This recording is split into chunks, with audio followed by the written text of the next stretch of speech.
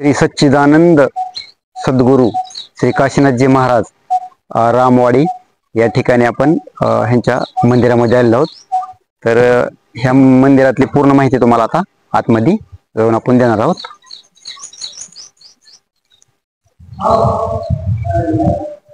सच्चिदानंद महाराज यांचे सच्चिदानंद काशीनाथ महाराजांचे गुरु श्री दत्तात्रय महाराज श्री ही मंदिर आहे।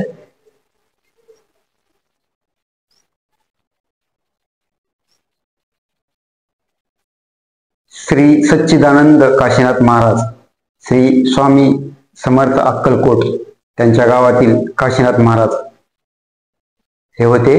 शासकीय नोकरी असताना स्वतः ड्युटी करत असताना मुंगुळखेड येल्लालिंग महाराज ड्युटीवर असताना त्यांचं येल्लालिंग महाराजांचं दर्शन झालं। स्वतः तहसीलदार पदावर होते महाराज। तर पदावर कार्यरत असताना श्री येल्लालिंग गुरु यांचा त्यांनी ड्युटी स्वतःची सोडून दिली आणि श्री येल्लालिंग गुरुची त्यांनी दीक्षा घेतली आणि ड्युटीतून म्हणजे जे पांढरे वस्त्र होते ते पांढरे वस्त्रचा त्याग केला आणि त्यांनी स्वतः भगवी वस्त्र परिधान केले व प्रपंचातून मुक्ती घेतली। आणि त्यानंतर काही काळ त्यांनी येल्लालिंग महाराजाच्या सानिध्यात राहिले आणि त्यानंतर अक्कलकोटहून धाराशिवला आले आणि धाराशिव मध्ये येऊन जे धाराशिव मध्ये राजे निंबाळकर यांचा जो त्या ठिकाणी महादेवाचं मंदिर आहे तर त्या महादेवाच्या मंदिरामध्ये त्यांनी काही काळ घालवला त्या ठिकाणी। तर त्याच्यानंतर ते त्यांचं सगळं कुटुंब सुद्धा त्या ठिकाणी धाराशिव नगरीमध्ये आलं आणि त्यांनी पूर्ण कुटुंबाने त्यांच्या सहित प्रसादिक झाले ते सगळे। आणि प्रसादिक झाल्यानंतर ते धाराशिव नगरीतून नंतर पुन्हा डॉक्टर बाजीराव पाटील बरोबर डॉक्टर बाजीराव पाटील जे पद्मसिंह पाटलाचे वडील होते तर त्यांच्या परिवारामध्ये काही दिवस त्यांनी राहिले। त्याच्यानंतर पुन्हा तेर नगरीमध्ये आले व नरसिंह मंदिरामध्ये त्यांनी 7 दिवसाचं अनुष्ठान केलं। तेर नगरीमध्ये त्यांनी राहत असताना रामवाडीतील काही लोकांचं त्या ठिकाणी येणं जाणं असायचं। तर त्याच्यानंतर त्यांनी काही लोकांना असं मार्गदर्शन केलं त्यांनी, त्यातून त्यांचा शिष्यवर्ग वाढला। तर पुढची काय माहिती आहे तुम्हाला ह्या ठिकाणी आता राजेंद्रजी महाराज म्हणून आहेत। तर काशीनाथ महाराजाचे ह्या ठिकाणी शिष्य आहेत हे। तर हे पूर्णपणे आपल्याला आता महाराजाबद्दल माहिती सांगणार आहे। तर तुमचं नाव सांगा। राजेंद्र नेप्ते, माझं गाव प्रॉपर इरला। मी लहानपणापासून महाराजांच्या सानिध्यात किंवा लहानपणापासून महाराजांनी सांभाळल्यानंतर माझं मार्गदर्शन पूर्ण महाराजांनी केलं। मी माझा गुरुमंत्र घेतल्यानंतर महाराज किंवा नरसिंहाच्या मंदिरामधून आल्यानंतर किंवा महाराज आणि दत्त मंदिर ही जुन्या त्रिविक्रम राजांच्या काळातल्या पादुका एक पुरातन काळातल्या आहेत किंवा हे इतिहास म्हणलं तर आता एक 700 वर्षाचा इतिहास। महाराजांनी दत्त महाराजांचं किंवा इथं झाल्यानंतर एक बैठक रूम एक बैठक घर म्हणजे त्यांचं ही मंदिराचंही होत आहे। राजाला उशीर झाल्यानंतर मग दत्त महाराजांनी थोडी त्यांची कालावधी वाट बघून दत्त महाराज निघून गेल्यानंतर एक पादुका ठेवल्या।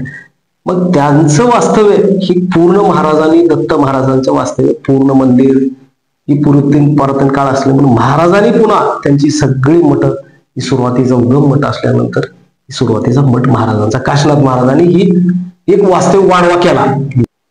तर महाराज हे आपले काशीनाथजी महाराज आहेत तर ह्यांनी अजून म्हणजे ह्यांचं कुठं कुठं हे आहे म्हणजे रामवाडी झाल्यानंतर उंबरगा केलं त्यांनी। म्हणजे उंबरग्याला एक मंदिर आहे। उंबरगा झाल्यानंतर इरल्याला एक झालं। इरला झाल्यानंतर लखनगाव झालं।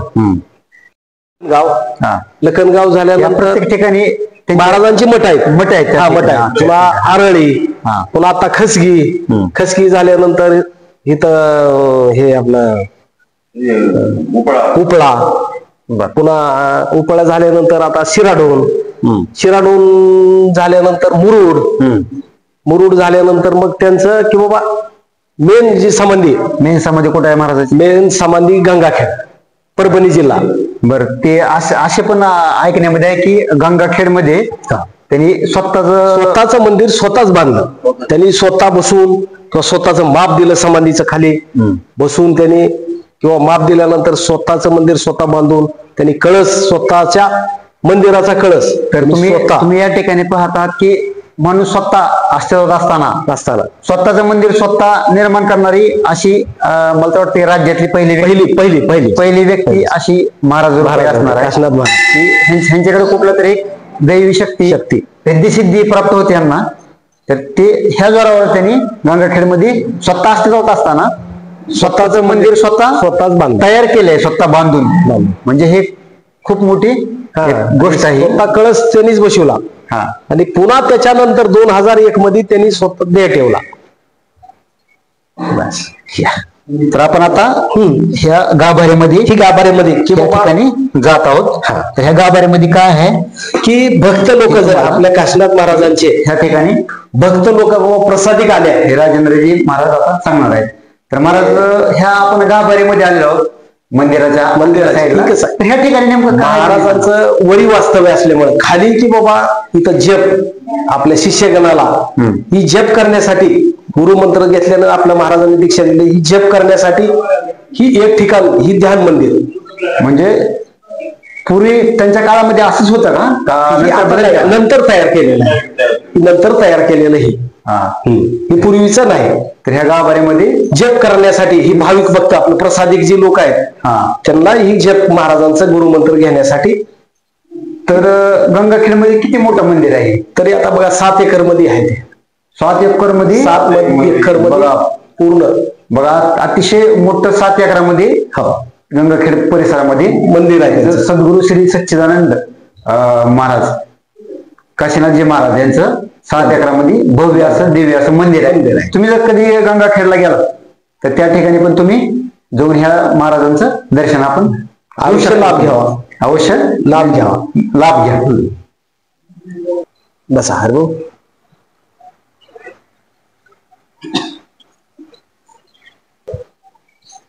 तर हे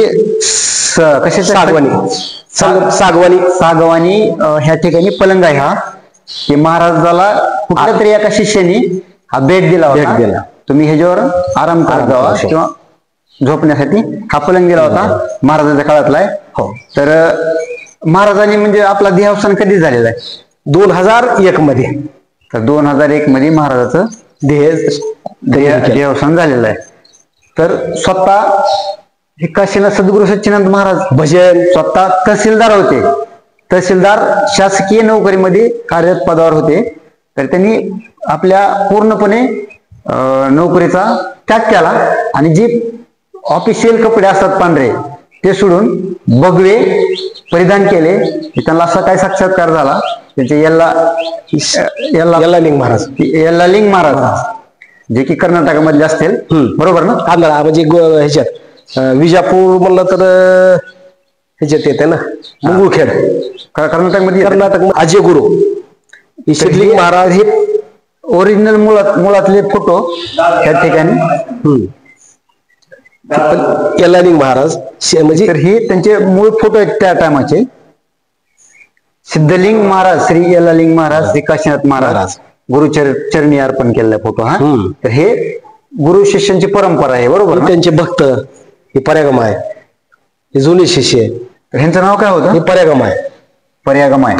पर्यागाई म्हणायचे त्यांना. पर्यागाई त्यांनी ह्या कुठल्या होत्या? ही रामोडीच्याच होत्या. एक रघुबाबा म्हणून होते, माझ्या जीवनातलं एक उदाहरण मी तुम्हाला सांगतो. एक रघुबाबा म्हणून इथं विहिरीचं गवत काढीत होते. गवत काढीत असताना त्यांची की बाबा एक कुदळ पडली विहिरीत. कुदळ पडली असताना त्यांनी बारक्या एक ताराला धरून खाली उतरले. कसे उतरले ही त्यांना बी माहित नाही. खाली गेले त्यांनी त्यांची कुदळ घेऊन, वर यायला नाही, 9-10 परस विहीर आहे. मग त्यांना पूर्वी महाराजांनी दिलेली कुदळ होती ते, किंवा त्यांचा प्राणापेक्षा कुदळ प्यारी त्यांना. त्यांना दिलेली वस्तू जी आहे बरोबर ही त्यांच्या जीवनातलं एक जिवंत उदाहरण ते माझ्या समोरचं एक, किंवा त्यांनी तसे कुदळ घेऊन बांधून अशी त्याला रुमालात बांधली. आता आपला प्राण गेला तरी अडचण नाही म्हणजे, पण आपल्याला महाराजांनी दिलेली वस्तू सापडली. आणि त्यांनी त्यांचा ध्येय ठेवल्याच्या नंतर त्यांनी काय म्हणलं, नंतर माझी कुदळ जी आहे ही माझ्या ह्याच्यात ही करा. तर इकडे बघा, राजेंद्र महाराज ही पिंपळाचं झाड कधीच आहे? ही महाराजांच्या पूर्वीपासून महाराजांनीच ही केलेली म्हणजे काशीनाथ महाराजाचा जो काळ होता त्या काळातलीच ती झाड सगळी पूर्ण पिंपळाचं झाड आहे. झाड जसं तसं आहे या ठिकाणी. लोक दर्शन करतात, प्रदक्षिणा घेतात. तर लोक त्यांच्या अनुभवानं त्यांची प्रसिद्धी त्यांना काय जाणवतं ते. बरं, महाराजांचे शिष्यवर्ग किती आहेत या ठिकाणी? आता जवळजवळ बघा नाही म्हणलं तर लाखांचे शिष्यवर्ग असेल की महाराजांचा. तर असं ह्या ठिकाणी अतिशय शांत आणि शांत परिसरामध्ये हे रामवाडी परिसरामध्ये सद्गुरू श्री सच्चिदानंद काशीनाथ महाराजांचं मंदिर आहे. तर हे काशीनाथ महाराज जे होते ते दत्त संप्रदायामधले होते ना? दत्त संप्रदायामधले असल्यामुळे त्यांनी दत्ताच्याच म्हणजे मूर्ती बसवून किंवा पादुका दत्त शेवायच्या ह्याच्यातूनच भक्तांना स्थापना करून दत्त संप्रदायामध्ये त्यांनी स्वतःला हे केलं, करून घेतलं. पूर्ण ही रथ ही गंगाखेडला जाणारा. हे रथ कशाच आहे? ही महाराजांचे यलालिंग महाराजांचे गंगाखेडला मंदिर आहे. बर. आणि हिथून महाराजांना इथं बसवून पालखीत म्हणजे रामवाडी मधून रामवाडी ते लातूर मार्गे गंगाखेड ही महाराज दर्शनाला जाते. मुंगू आपल्या गंगाखेडला तिथे यलालिंग महाराजांचं मंदिर आहे. म्हणजे सारोळा मुरुड ते लातूर ते खसगी आपलं हे. तर ह्या ठिकाणी किती लोक साधारण म्हणजे रामवाडी ते गंगाखेड लातूर मार्गे पदयात्रेमध्ये दर साल प्रत्येक नवीची पौर्णिमा जी असते त्याला जे की आल्यानंतर आपण नवीची पौर्णिमा साजरी करतो त्या पिरियडला त्या काळामध्ये इथून पालखी गंगाखेडला जातात दत्त जयंतीला. तर ह्या ठिकाणी असा काय विशेष कार्यक्रम कधी दत्त जयंतीला? दत्त जयंती प्रत्येक वर्षाच्या डिसेंबर महिन्यामधली जी दत्त जयंती येते का मोठा कार्यक्रम असतो या ठिकाणी. 10 ते 12-13 हजार लोकांचा कार्यक्रम असतो मोठा या ठिकाणी. तर प्रत्येक दर गुरुवारी काय असते का कार्यक्रम? ही पंगत असते जर गुरुवारी किंवा सकाळी अभिषेक, दुपार 12 वाजता आरती आणि महाप्रसाद जेवण्यासाठी जर गुरुवारी. तर गुरुवारी किती 12 वाजता आरती होती का? 12 वाजता. तर सकाळी अभिषेक. ज्यांना कोणाला ह्या परिसरातले रामवाडी परिसरात येऊन श्री सच्चिदानंद सद्गुरू महाराज काशीनाथजी महाराज यांना म्हणजे ज्यांना माहिती नाही त्यांनी या ठिकाणी जर कधी आलात तुम्ही जेव्हा तेरला तर तुम्ही रामवाडीला एक वेळेस येऊन महाराजाचं दर्शन या ठिकाणी घेऊन जाऊ शकताय. तर गुरुवारी पण पंक्तीचा कार्यक्रम असतो. तर साधारण किती वाजता असतो? ते 12 वाजता. 12ची आरती झाल्यानंतर जेवणाचा कार्यक्रम असतो. ही दत्त मंदिराच्या पूर्वीच्या पादुका आहेत. ही 700 वर्षाच्या ही पूर्विकान पादुका. त्याच्यानंतर ही महाराजांनी फक्त मूर्ती स्थापना केलेली. याच्या खाली इथं पादुका आहेत दत्त महाराजांच्या. अशा पादुका आहेत दत्त महाराज. सकाळी पूजानंतर किंवा ही असतात. तर हे 700 वर्षापूर्वीच्या झूम करून दाखवा. ही दत्त महाराजांच्या पादुका. दत्त महाराजांच्या श्री गुरुदेव दत्त श्रीपाद वल्लभ दिगंबरा ही दत्ताच्या काळातल्या 700 वर्षापूर्वीच्या पादुका. म्हणजे बघा ही अतिशय 700 वर्ष म्हणजे खूप वर्षापूर्वी पादुका आहेत. तुम्हाला ह्या ठिकाणी साक्षात दत्ताच्या पादुकाचं दर्शन ह्या ठिकाणी घडवलेलं आहे तुम्हाला. श्री गुरुदेव. तर 700 वर्षापूर्वीचा ह्या गावाला इतिहास आहे हे तुम्हाला आता ह्या ठिकाणी आपण दाखवलेलं आहे. तर अशा पद्धतीने तुम्हाला रामवाडी तालुका धाराशिव